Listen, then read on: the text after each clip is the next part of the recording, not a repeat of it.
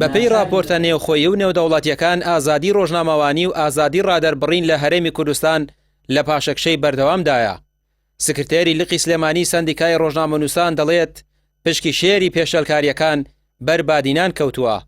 پێشەلکاریەکان لەم زۆنە ئەوەندە زۆرە بۆ تەمایی نەنگی و خراپکردنی ناوبانگی هەرێمی کوردستان لە دەرەوە.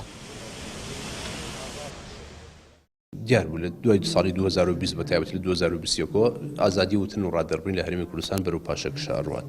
هەر پێشبینیەکەمان لە 100% وا بوو ئەوەی کە ئێمە وتمان وها دەرچوو. ئێستا بە پێ راپۆرتی نێودەوڵەتیەکان چ راپۆرتەکانی سندیکای نامخۆیەکان چ ئەوانی دەرەوە لە ماوەی 3 ساڵ و 4 ساڵی ڕابردووە ئازادی وتن، ئازادی ڕادەربڕین، ئازادی میدیا لە هەرێمی کوردستان لە پاشەکشەیەکی زۆر مەترسیدارەیە بەراورد بە شارەکانی کە ئەمە سلێمانی ناگرێتەوە.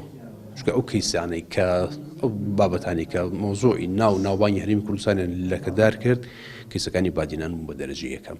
نزیکەی 70 چالاکوانی مەدەنی و ڕۆژنامەنووس لە بادینان و هێنرانە هەولێر بە یاسای عێراقی سزادران و حکم دران. وەزارەتی دەرەوەی ئەمریکا لە راپۆرتی ساڵانەیدا سەبارەت بە دۆخی مافەکانی مرۆڤ لە عێراق و هەرێمی کوردستان دەڵێت حیزبە دەسەڵاتدارەکان دەستگای ئەمنی تایبەتیان هەیە و بەکاری دەهێنن دژی ئەو کەسانەی ڕەخنەیان لێدەگرن. ڕێکخراوەکانی هەرێمی کوردستانیش بە تایبەت ڕێکخراوەکانی مافی مرۆڤ و ڕێکخراوەکانی بەرگری لە ڕۆژنامەنووسان بەردەوام راپۆرتی پێشەلکاریەکان ئاڕاستەی ڕێکخراو نێودەوڵەتیەکان دەکەن تا لە دۆخی ئازادی ڕادەربڕین لە هەرێمی کوردستان ئاگاداریان بکەنەوە.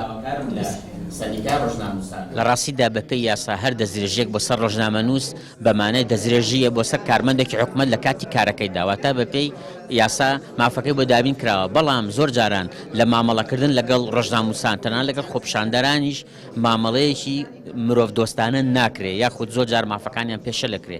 ئەمەش پەیوەنددارە بە چیەوە؟ پێویستە حکوومەتی هەرێم مەشق و ڕاهێنان بەو هێزانە بکات کە مامەڵە لەگەڵ ڕۆژنامەنووسان و لەگەڵ خۆپیشاندەران ناکەن کە مامەڵەیەکی دۆستانە و دیموکراسیانە بێت. چونکە هەر جۆرە پێشەلکاریەکی مافەکانی مرۆڤ جگەلەوەی پێشەلی یاساشە شکۆی حکوومەتی هەرێم شکۆی ئەزموونی دیموکراسی هەرێمی کوردستانیش لەبەر چای دنیا خاتە بەردەم مەترسیەوە. مەبەستی راپۆرتەکەی ئێمە ئەوەیە کە ئێمە وەکو دەستێکی نیشتیمانی دەستە سەربەخۆی مافی مرۆڤ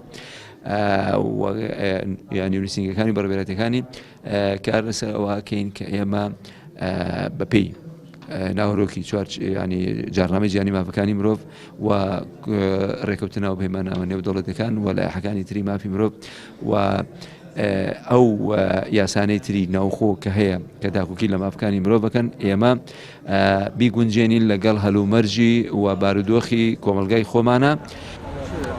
لە ساڵی 2023دا 431 حاڵەتی پێشەلکاری بەرامبەر ڕۆژنامەنووسان تۆمار کراوە کە زۆرینەیان دەست بە سەراگرتن و ڕاگرتن بووە بەبێ بڕیاری دادگا.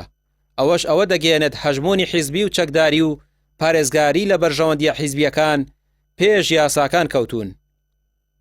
ڕامیار عوسمان کەناڵی پێام سلێمانی.